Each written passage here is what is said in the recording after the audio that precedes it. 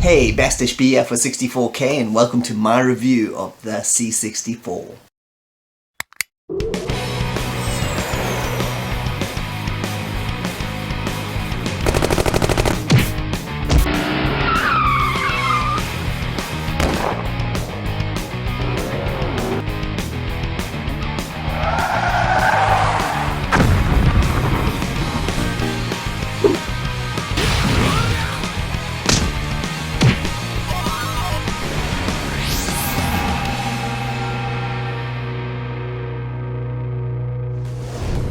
And welcome back. So today we're going to have a look at the C64, the full keyboard version that everybody's been waiting for.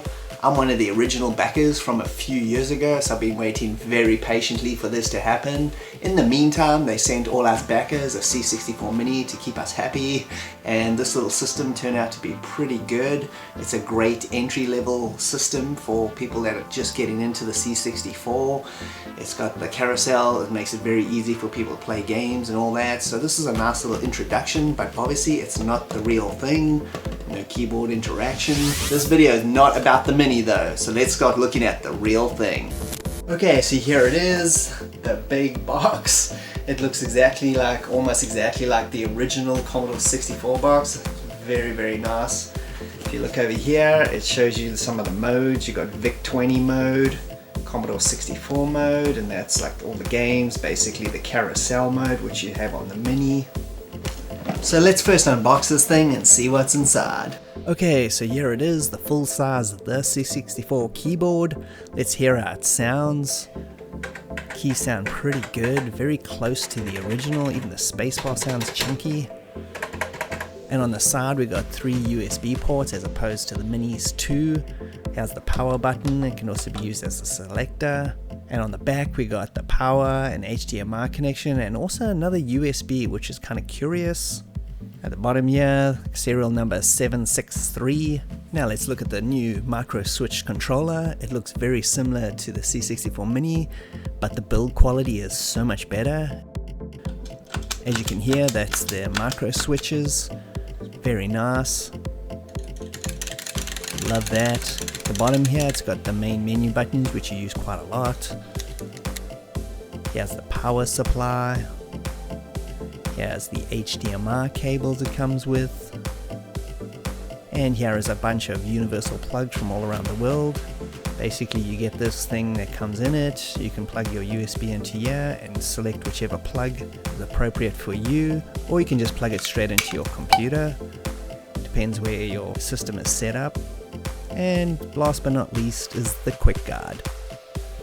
Okay, so first things first, let me show you how to get that pesky firmware update out of the way. Okay, so first you want to go to retrogames.biz website and go to upgrade the C64. Go down to download this, download it straight, put it on your memory card, don't put it in a folder, put it in the USB, turn it on, go straight down to this tool setting, then go down to system information. Make sure the firmware number that you're upgrading is higher than the build up top, and then simply apply it. It should take about 10 to 15 seconds to install, and then the system will reset itself and then you're good to go. Okay, so now let's start looking at all the modes, menus and options. When you start the system up for the first time, you can choose whether you want the 50 Hz, which is PAL format, or 60 Hz, which is North America. You can change this at any time. Over here it's just asking you whether you want to start your system off on the carousel or classic mode when you start it up every time, so you can choose whichever one you want. I'm going straight to the carousel first. You'll notice there's a few new games here, like Attack of the Mutant Camels. We'll get to that later. There's also some VIC-20 games. We'll also be looking at that. If you go down to this little TV screen, here's all your aspect ratios. It's pretty much the same selection as you had for the C64 Mini. Over here on the tools section, you can jump around to all different systems. Like, yeah, you can switch to the classic C64 mode or VIC-20 if you have it set up. I'm switching back here to my PAL C64, because that's what I'm used to. You could also go to VIC-20 there if you wanted to. Okay, let's go down to switch to classic mode. Here it is. So I'm going to press the menu button on the joystick and I'm going to go across to Gyrus. I'm going to load this one up. This is from my USB drive. I'm going to load it old school by typing in how to load it. just like you would on normal C64, and run. Obviously it's on a bit of a turbo mode here. And here it is, Garrus. Pretty good arcade conversion. Now we're going to jump across to Kung Fu Master. We're going to load it turbo style. If you don't know the keyboard commands, just press that button and the game will load it pretty much instantly. Has a bit of Kung Fu Master action. And now we're going to go to computer model and we're going to select VIC-20 and reset it, and here we are, VIC-20 mode. Okay, so the biggest criticism of the C64 Mini was that it couldn't play multi-disc games. There were ways around that. Eventually you could use cartridge files or PRG files, etc. But not every single game ever made had versions like that, so you couldn't play everything, so that was a bit disappointing. But this system can play multi-disc games straight out of the box, so let's have a brief little look and see how that works. So for the multi-disc example, I'm going to use Intrigue. You have to flip the disc after the intro.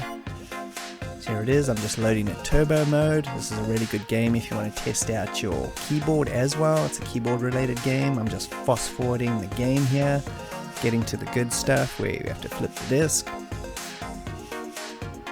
And here it is. You have to flip the disc. I'm going to press the menu on the controller. Go to media. I'm going to go down and select disc B. Now it's queued up. Go back, press the menu and press return, it'll load. Here it is. That's it. Simple as that.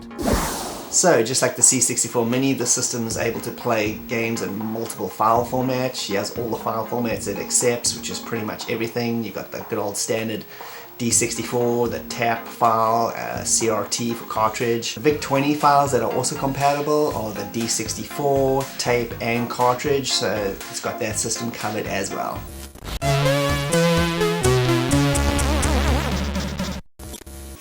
Okay, so now let's take a quick look at all the new games added to the carousel, Commodore 64 and VIC-20 games. Okay, so let's first have a look at the 2 VIC-20 games that are included. So first up is a game by Llamasoft. This is called Grid Runner. I played the heck out of this when I first got my C64. This game is basically a shoot 'em up in the vein of Centipede. It's fast paced and crazy. And the other game is also by Llamasoft, and it's called Psychedelia. Although it's not really a game, it's kind of like a music demo thing where you can alter the background graphics and just chill out and watch it. It's almost like one of those demented screensavers from the 90s, and yeah, it's actually worth checking out. Okay, so now let's jump on over and see what new C64 games are available. And I also just want to quickly clarify what I mean by new. The system comes with all the games that were on the C64 Mini. I'm just showing you here the new games that have been added specifically for this system. Okay, so first up is 3 bizarre Llamasoft games. The first one is Attack of the Mutant Camels. This is basically like the scene from Empire Strikes Back where Luke has to take down the giant Imperial Walker, except you're taking down giant camels. Why not? Next is Hubba Bubba, where you gotta mow people's lawns. I know it sounds demented, and it is. You gotta avoid people, mow the lawns, try not to get attacked by the dog or have your lawnmower taken away. And the next one is Iridis Alpha. This is like a shoot 'em up. It's really fast paced and crazy. I remember playing this as a kid and couldn't understand what the heck was going on. Next is Bear Baba. This has nothing to do with Hubba Bubba. This is kind of like a little arcade action game. It kind of plays a little bit like Burger Time. It's pretty fun though. And the last one up here is Planet of Death. This is a text adventure game. It's obviously put on here so you can mess around with the keyboard. I've played this a little bit. It seems interesting. I haven't got very far though. And if you, like me, have a PAL version of the C64 Mini, then there were a couple games that were missing for us that were available on the US version. These have now been added to the system for everybody to enjoy. It's a whole bunch of really awesome Epix games. So now everybody has access to Silicon Warrior, Destroyer, Street Sports Basketball, and Sword of Fargal. Those are some really great games. Okay, and of note, you might want to go to the Retro Games website. They got a download of the instruction manual in a PDF format. It's a much bigger version than the one you get in the box. It gives a lot of detailed instructions of how the system works. It's got a especially good section on how the original Commodore 64 keyboard works and all its functions. So it's got a lot of good information about the original C64 that applies to the new one.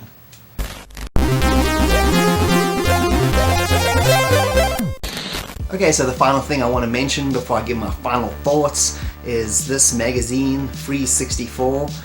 It's an excellent little fanzine, you should definitely check it out. The reason I'm mentioning it right here is because if you go to their website now and go to the extras section, there will be a download for a disc at the top there. If you download that compilation, it's one disc that has tons of games that are keyboard related, old keyboard style games. So it's going to give your new keyboard a good run through of classic games. It's got stuff like Mugsy's Revenge, which is one of my favorite games, and Kentilla, the text adventure game, and it's got a whole bunch of others. So thanks to Vinny who put that little compilation together, and I'll be leaving a link straight to that as well.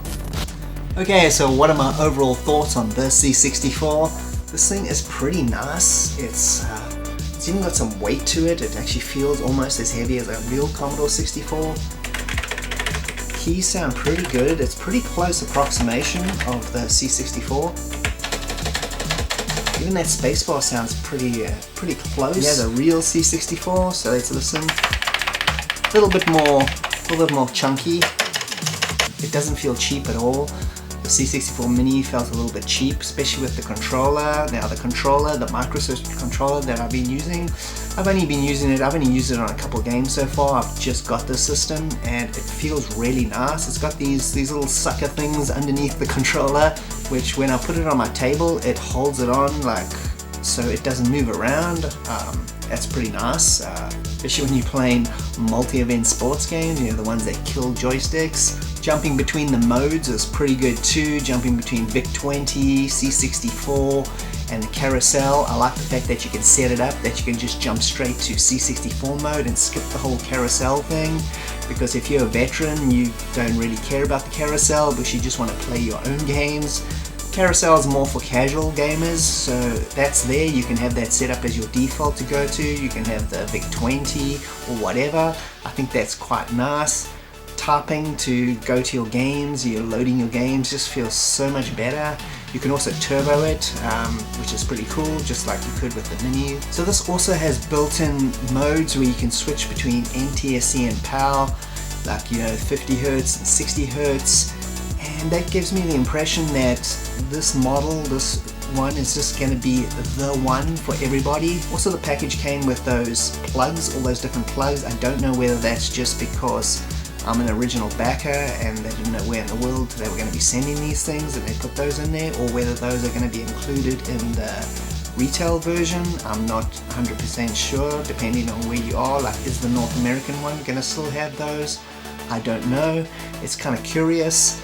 It almost looks like this model is just going to be the one, it doesn't look like there's going to be multiple versions. I could be completely wrong. I'm just guessing. I'm just going on first impressions. Yeah, so I'm very happy with this thing. It's turned out really well.